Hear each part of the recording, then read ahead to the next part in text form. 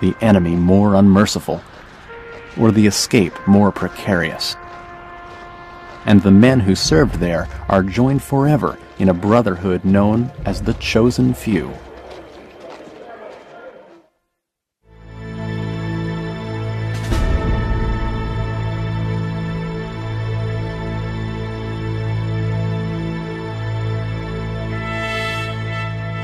General MacArthur watched from a distance as his forces crumbled in November 1950. Korea would be his final crusade, and a resounding victory there would have assured his immortality. But that victory, imminent just days ago, was slipping away. His frustration was immeasurable, and most of it was directed at the Truman administration. Truman had limited MacArthur's resources to prevent him from attacking China. He imposed airspace restrictions that forbade U.S. fighters from chasing Chinese planes beyond the Korean border, and he limited the amount of manpower and equipment that was sent to the front. MacArthur found these restraints crippling. On November 28th, he sent a message of warning to the Pentagon. "We face an entirely new war. Our present strength of force is not sufficient to meet this undeclared war by the Chinese. This command has done everything humanly possible within its capabilities, but now is faced with conditions beyond its control and its strength. General MacArthur." The relationship between the president and his general, never entirely cooperative, was disintegrating as quickly as the UN's field position. Like its advance 2 months earlier, the UN's retreat gathered momentum as it went. The mass exodus of soldiers was eclipsed only by that of petrified North Korean civilians. Thousands were eager to defect.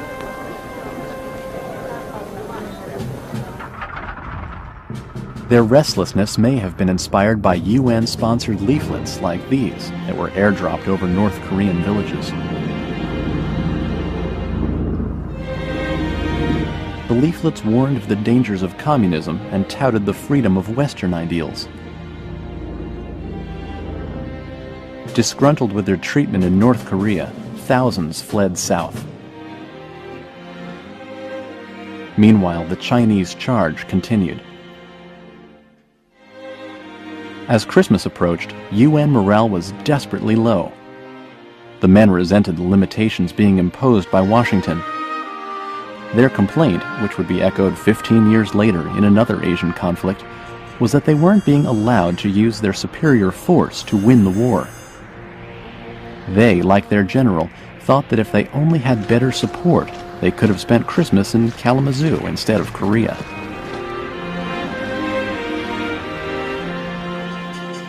To make matters worse, 2 days before Christmas, their field commander, General Walker, was killed in a jeep accident. The fearless leader who'd once told his troops, "If I ever see you back here, it had better be in a coffin," would go home in one himself. Walker's successor was Matthew B. Ridgway, a proven leader who understood MacArthur's zest for conquest and Washington's wavering enthusiasm. He'd served in both climates. In World War II, he commanded an airborne division over Italy. Later, he served at the Pentagon. His level-headed wisdom brought a vital balance to the battlefield. When he arrived at the front, Ridgway was startled by the somber mood. He wrote to a colleague, "It was clear to me that our troops had lost confidence. I could read it in their eyes, in their walk. I could read it in the faces of their leaders, from sergeants right on up to the top. There was a complete lack of that alertness, that aggressiveness that you find in troops whose spirits are high." General Ridgway. The Chinese onslaught only added to their misery. By New Year's Eve, the Red Army had crossed the 38th parallel and was closing in on Seoul. Ridgway ordered a retreat back to the Han River, except for an arc around Seoul. There, his troops were clinging to the northern fringes of the city. But they couldn't hold out for long.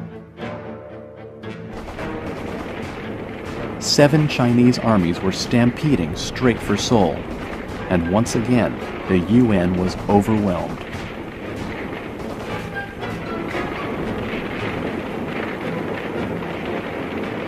On January 3rd, Seoul fell for the second time, and by the next day, the UN line had dropped 35 miles south of the capital, well below the Han River. The troops were almost back to square one. In the 4 months since they'd last been here, all they'd gained were casualties. Luckily, breakthroughs in war medicine were keeping many of those casualties alive.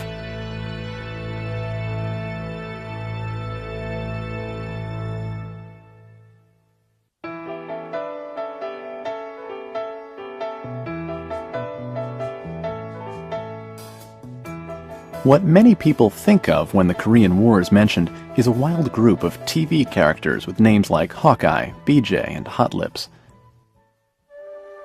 But unlike their TV counterparts, the real troops who served in Mobile Army Surgical Hospitals, known as MASH units, couldn't leave the set at the end of the day.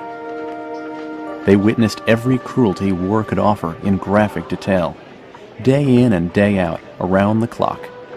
During the war, the men and women of MASH were the backbone of successful field operations.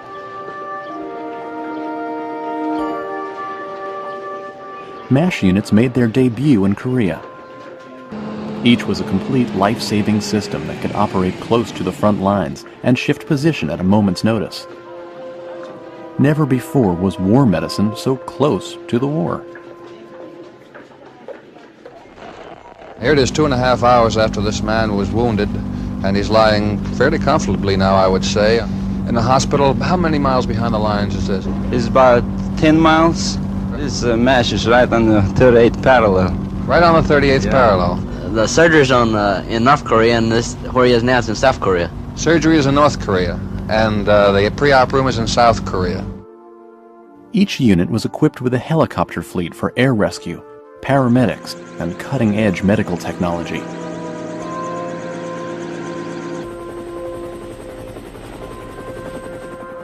But the basic function of a MASH unit was known as meatball surgery. Doctors did whatever they could to keep a soldier stable until he could be airlifted to a full-scale hospital further behind the lines or even offshore. Rescue teams adhered to the golden hour rule. They made sure every wounded soldier was carried from the battlefield to a MASH unit in under 1 hour. The teams relied on road and rail lines where they could. But in the craggy terrain of Korea, airlift by helicopter was usually the best rescue option.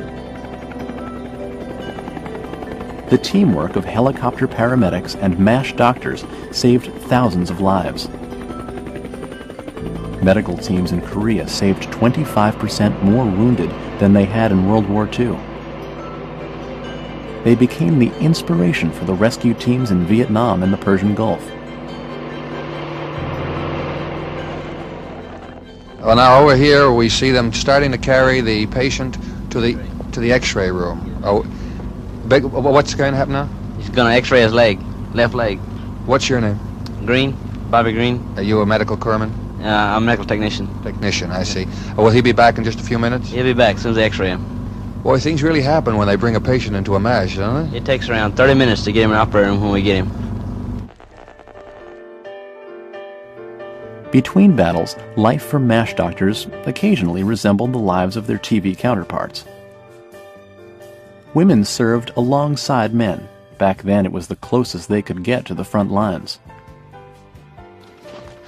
Once the front settled down in late 1951, volleyball courts appeared at MASH units. Games helped to pass endless hours of waiting. But when the wounded suddenly flooded in, medics had to be ready for action. Some MASH veterans remember performing surgery for up to 80 straight hours. These doctors would do more operations in 3 days than they had in a year of private practice back home. And the rules of medicine were quite different with casualties of war. We were concerned only with getting the kid out of here alive, enough for someone else to reconstruct him. Up to a point, we were concerned with fingers, hands, arms, and legs, but sometimes we deliberately sacrificed a leg to save a life. We may lose a leg because if we spend an extra hour trying to save it, another guy would die waiting. Dr. Richard Hooker. MASH rescue operations were like a well-oiled machine. They were a vital part of keeping UN lines stacked with able-bodied men. After being patched up, the more critical patients boarded another helicopter bound for a permanent hospital. Those less seriously injured went back to the front to fight.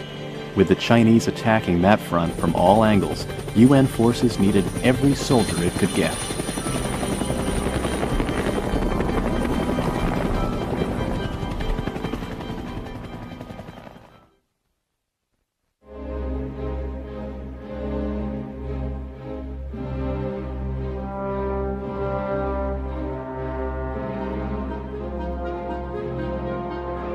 By January of 1951, the Chinese had pushed United Nations forces back to the drawing board with a frightening display of manpower. But they were quickly running out of steam. They were overextended and in dire need of supplies. They wouldn't be able to sustain an offensive much longer. Commander Ridgway was confident the days of retreat would soon be over. I find it difficult to understand the motives of the Chinese Communist leaders in continuing their aggression. Surely by now it must be clear to them beyond any shadow of doubt that they are incapable with their own resources of destroying the United Nations forces in Korea or of driving them into the sea, as they continue to boast they will. The general launched a task force named Operation Wolfhound to investigate the communist weakness. It set out north in the direction of Seoul. The team made it all the way to Suwon, halfway back to the capital, before it found any strong Chinese force. Air Force pilots overhead reported that the enemy was moving north instead of south. The abrupt turnaround was mysterious. Ridgway decided the time was right for a full-scale offensive. He commissioned an operation designed to push the Chinese back to Seoul and beyond. On January 25th, Operation Thunderbolt was unleashed. The troops charged forward and sent the communists scrambling for cover. Within days, they recaptured Incheon and Kimpo airfield, taking both without a struggle. By February, the men found themselves looking triumphantly across the Han at Seoul, as they had 5 months earlier. No one could explain the sudden reversal of fortune, but General Ridgway was determined to do all he could to exploit it. His battle strategy recalled Napoleon's famous command, "Never mind towns, bring me prisoners." Ridgway was more concerned with destroying the Chinese army than with regaining territory. Under his watch, Korea would become a showdown between expendable UN firepower and expendable Chinese manpower. But neither could compete with the wrath of Mother Nature. In February, mud from heavy rains blanketed central Korea. Both sides were stuck in the quagmire. The weather stalled the UN advance, but the Chinese were crippled by it. Their supply lines were racked from above by Mother Nature and the American Air Force, and they were dangerously malnourished. As the famous military saying goes, an army marches on its stomach. And with chow always on hand, UN stomachs were satisfied. UN spirits were high, thanks in part to a new 5-day R&R program that gave them a vacation from the front. GIs were shipped off in groups to Japan, where they took full advantage of their mini vacations, treating themselves to great food, lots of sleep, booze, and girls. It was just what the men needed to recharge their batteries for a renewed offensive.